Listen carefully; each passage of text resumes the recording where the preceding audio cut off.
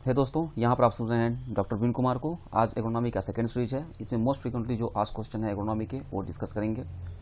तो पहले क्वेश्चन से स्टार्ट करते हैं। पहला क्वेश्चन ये कहता है, a system of growing the same crop on the same land year after year, इसको कहते हैं क्या है? इसको कहते हैं मोनोक्रॉपिंग। मोनोक्रॉपिंग इसको क्यों कहते हैं? अगर हम देखें, इसको मोनोकल्चरिंग भी कहते हैं। इसके कहने का रीजन ये है कि इसमें जो होता है रोटेशन का अदर क्रॉप्स का वो एब्सेंस होता है, और एक साथ मल्टीपल क्रॉप्स जो होती हैं पॉलीकल्चर वो भी हम एब्सेंस होता है, जिसकी वजह से इसे मोनोकल्चरिंग कहते हैं। अगर पूरे वर्ल्ड लेवल पर देखें तो मोस्ट कॉमनली जो क्रॉप्स हैं जो है लाइक कॉर्न है, सोयाबीन है, वीट है, ये बहुत ही कॉमनली जो है मोनोकल्चरिंग के लिए फेमस है वर्ल्ड वाइड में।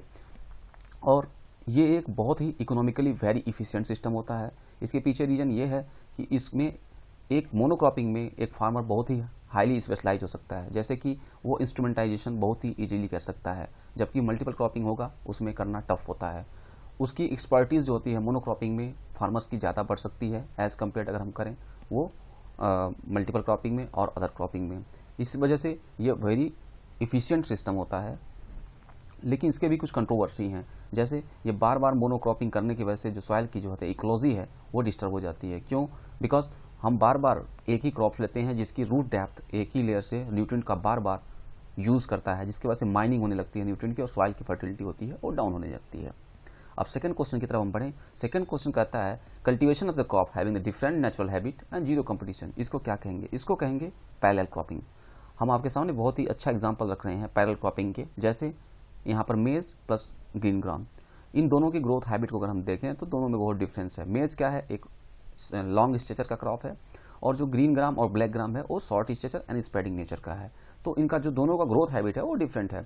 अगर हम न्यूट्रिएंट डिमांड इनकी जो पीक होती है उनको देखें तो 30 to 35 डे आफ्टर सोइंग एक इसमें आता है, मूंग में आता है और ब्लैक ग्राम में आता है, जबकि मेज में 50 डे आफ्टर सोइंग आता है। तो इनके जो न्यूट्रिएंट के डिमांड में भी है कोई कंपटीशन नहीं होता है, और इनमें क्या होता है एक कंप्लीमेंट्री रिलेशनशिप होता है, जिसकी वजह से इनमें कोई कंपटीशन नहीं होता, जीरो कंपटीशन होता है। इस तरह की क्रॉप को क्या कहते हैं? पैरेलल क्रॉपिंग कहते हैं। दूसरा क्वेश्चन क्या कहता है, a cropping system in which the yield of the both crops are higher than of their pure crops on unit area basis is called, उसको क्या करेंगे? सिनर्जेटिक क्रॉपिंग कहेंगे। अगर हम एग्जांपल दें आपको तो यहाँ पर बेस्ट एग्जांपल है वो है शुगर केन प्लस पोटैटो। इन दोनों का जो यील्ड होता है इस यूनिट एरिया से, वो अगर हम कंपेयर करें इन्हीं क्रॉपों को अलग अलग लेके इन्हीं सेम यूनिट पे, तो यील्ड जो होता है वो पर यूनिट जो बेसिस होगा वो कम होगा, जबकि इस तरह की क्रॉपिंग से जब लेंगे तो दोनों के जो यील्ड्स होते हैं वो हायर होते हैं। तो ये क्रॉपिंग क्या है? सिनर्जेटिक क्रॉपिंग है। चौथे क्वेश्चन की तरफ बढ़ते हैं। चौथा क्वेश्चन क्या कहता है, growing of the Hardy crop and thorny crops around the main crop, इसको क्या कहेंगे? इसको कहते हैं गार्ड क्रॉप्स। गार्ड क्रॉप्स का बेसिक पर्पस क्या होता है? जब हम कोई सॉफ्ट क्रॉप लेते हैं जैसे पल्स हुआ, वीट हुआ, जो कि बहुत सकुलेंट होते हैं और उनको डर होता है किसी स्टैगर्ड एनिमल के द्वारा अटैक होने का, जैसे नील गाय है, तो ऐसे इसमें हम गार्ड क्रॉप्स का यूज़ करते हैं। और बहुत ही कॉमनली जो गार्ड क्रॉप हैं जो यूज किए जाते हैं वो है आपके मेस्टा और सेफ्लावर। और अब हम पांचवें क्वेश्चन की तरफ बढ़ते हैं। पांचवा क्वेश्चन कहता है, cultivation of 2 or more crops of different heights simultaneously on the same piece of land in a certain period of time, उसको क्या कहेंगे? उसको कहेंगे हम multiple cropping, multi storeyed cropping, sorry.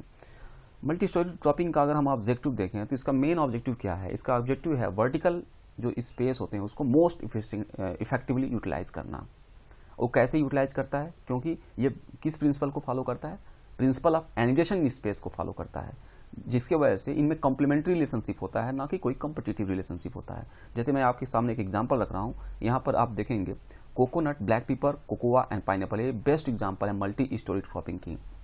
आप देखेंगे पाइनएप्पल जो होता है वो ग्राउंड लेवल पर ही उगता है, और ब्लैक पेपर क्या है? क्रीपी नेचर का होता है। तो कोकोनट क्या करता है? इसको स्टैक प्रोवाइड करता है, जैसे ब्लैक पेपर उस पर चढ़ के सनलाइट बहुत इजीली पा जाता है और उसके भी फोटोसिंथेसिस होती है, और साथ ही साथ जो उसके सूट होती है, ट्रंक पार्ट होता है कोकोनट का, उस पर भी हम पैदावार ब्लैक पेपर का यील्ड ले लेते हैं। तो ये एक तरह से कम्प्लीमेंट्री रिलेशनशिप होता है, कोई कंपटीशन नहीं होता है, जिसकी वजह से हम पर यूनिट फार्म्स जो लैंड की है स्पेशियल वर्टिकल हम सब मैक्सिमाइज कर देते हैं। तो हम उम्मीद करते हैं ये पांचों क्वेश्चन आपने बहुत ही अच्छी तरह से समझा होगा। इन्हीं के आधार पर हम आपके सामने कुछ क्वेश्चंस रखने जा रहे हैं। आप इस वीडियो को यहाँ पर पॉज कीजिए और इनके आंसर दीजिए। ये रहे आपके आंसर, और हम आपसे रिक्वेस्ट करेंगे इस बेनिफिट आप अपने दोस्तों के बेनिफिट्स के लिए इस वीडियो को ज़्यादा से ज़्यादा अपने सोशल साइट पर शेयर कीजिए, जिसकी वजह से उनको भी फ़ायदा हो सके।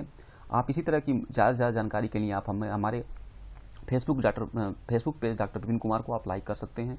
आप हमें हमारे ट्विटर पे भी फॉलो कर सकते हैं @agrobipinIARI। और इसी तरह के ज़्यादा से ज़्यादा वीडियो को जानने के लिए आप यहाँ पर प्लीज़ सब्सक्राइब कर सकते हैं। तब तक के लिए आपको बहुत बहुत धन्यवाद।